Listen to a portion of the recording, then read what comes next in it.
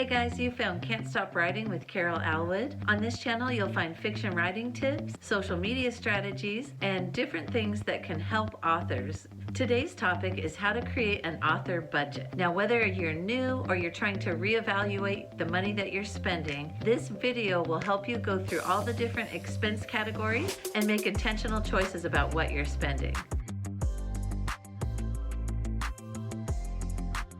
I'm not sure what your experience has been, but when I first became an author, I was shocked at all the money I had to spend, from creating my book to advertising my books and keeping them out there. So let's look at all the categories where you might be spending. I'd like to give you some ideas where you might be able to save money. So let's get started, beginning with the category of creating your book.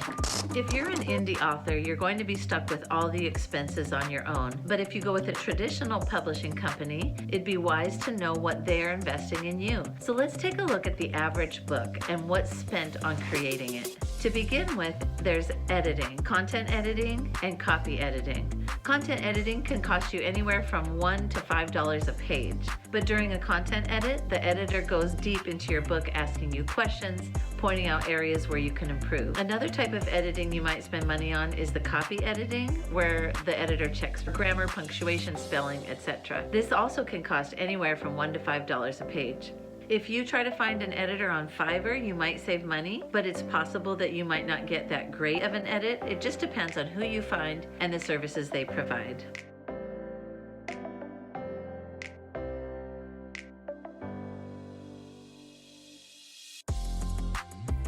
So once your book is edited, you'll want to get a book cover. And an ebook cover costs anywhere from $50 to the sky's the limit, really, when it comes to graphic design, because graphic designers put a lot of time and creativity into the ebook covers. Another file needs to be created to make a paperback cover. And so the paperback book cover can cost an additional from $50 on up. So now you have your book edited, you have your book cover.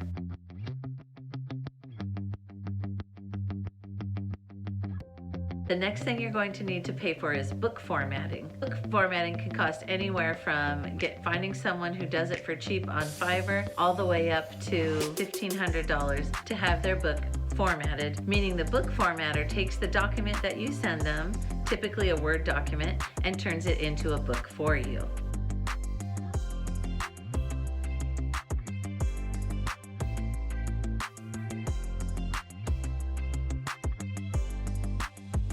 So those are the costs that go into creating a book.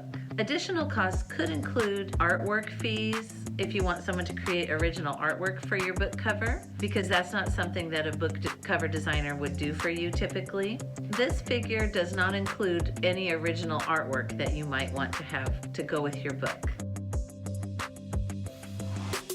Some people also pay for an ISBN number, although you can get that for free on Amazon KDP, Kindle Direct Publishing, and other people also like to pay to have their book copyrighted. Other possible outside costs might be paying someone to give you a book review before your book comes out so that you can put a book recommendation on the back cover. It just depends on what you want to include in that first publishing of your book. So now that you have your book created, what are the other costs? Isn't that where you start to make money? That's what I used to think until I realized that every time I turned around, someone was offering me a new service because I'm an author. Once your book is created, the next step is advertising your book. Once again, whether you're indie published or you go with a traditional publisher, you're going to have to do some advertising on your own. And you can use your social media platforms to do some advertising. You can run your own contests, but these things cost money too. Let's look first at running your own contest to advertise your book. Contest software costs money.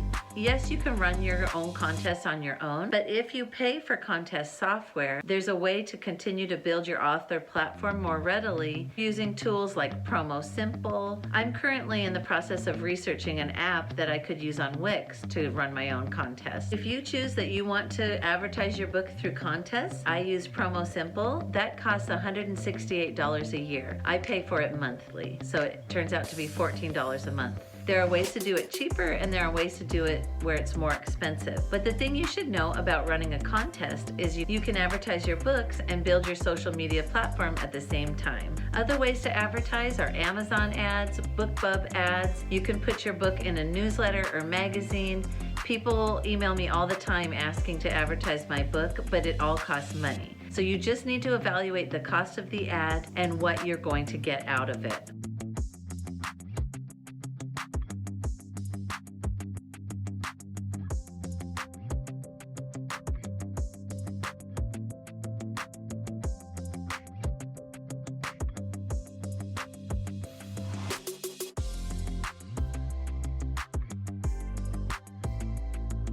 Sometimes you can pour money into an ad and get nothing out of it. Other times you can put a small amount of money into an ad and get a lot out of it. I suggest starting small and seeing what happens. So we've talked about creating your book. We've talked about advertising. What are the other costs involved? I found that it's important to get book reviews, and it might sound funny to pay for book reviews. It's definitely possible to find readers and get them to post book reviews for you. Absolutely do that. Start with that, keep pursuing that. But if you want more book reviews, you might want to put a little bit of money into them.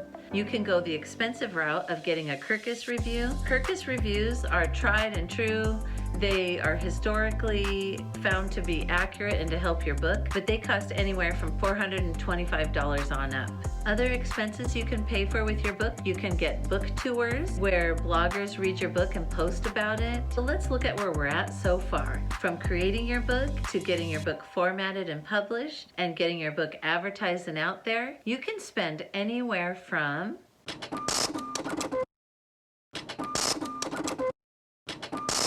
up to you. What's your book budget? What if your book budget is zero? If your book budget is zero and you absolutely are unwilling to pay anything at all for your book, the first thing I suggest you do is start learning skills. One thing that I've done is picked up a lot of graphic design skills along the way. My computer already has Affinity Photo and Affinity Designer, which are less expensive graphic design programs. However, it's taken me a long time to learn how to use it, but I've had a lot of fun and I've gotten a lot out of it. I'd strongly suggest that you pick up some graphic design skills. You can also use places like Canva. Canva even has a free option or a pro option with more choices.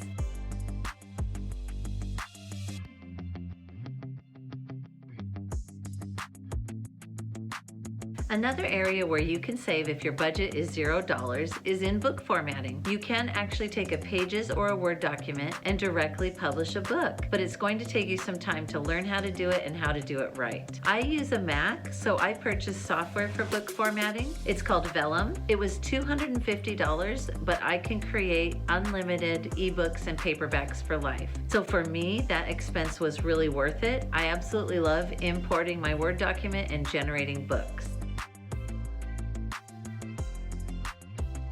Yes, it takes effort to move things around and to import images and to make it look like a beautiful book, but the time spent is well worth it for me. Let's look at a few additional costs. Another area you might want to spend is being part of a writing group. I have found that I've gotten a lot out of my writing group, which is $59 a year. Money well spent, because I've met my writing friends, we encourage each other, we help each other, we even trade services with one another. And finally, continued learning in the form of writing conferences and books.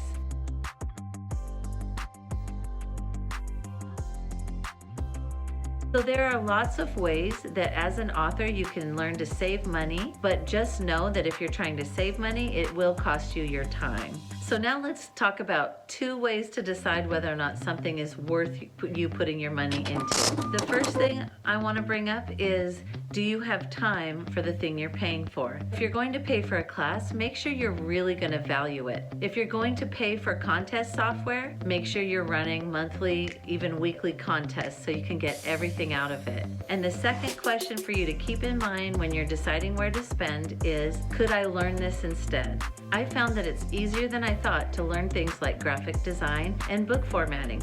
So decide what you're willing to learn and then go for it. Now we're to the point where I'm going to give you my Books to Grammar tip of the week. Decide what feeling you want to create in your Bookstagram picture and choose colors and textures that convey that feeling. If you want a Bookstagram to look really cozy, make sure you choose cozy colors and textures. Throw something soft into the picture. Decide maybe if you want to have a couch or a cat or a cup of warm coffee. If you want a book to seem scary, make sure there's a shadow in your picture or choose the color red. But decide what feeling you want and choose colors and textures to go with it. If this content helped you today, please like my video and subscribe, and leave a comment if you want to learn anything more about this topic or any other topic on my channel. Thanks for joining me. Have a fabulous week of writing. Bye.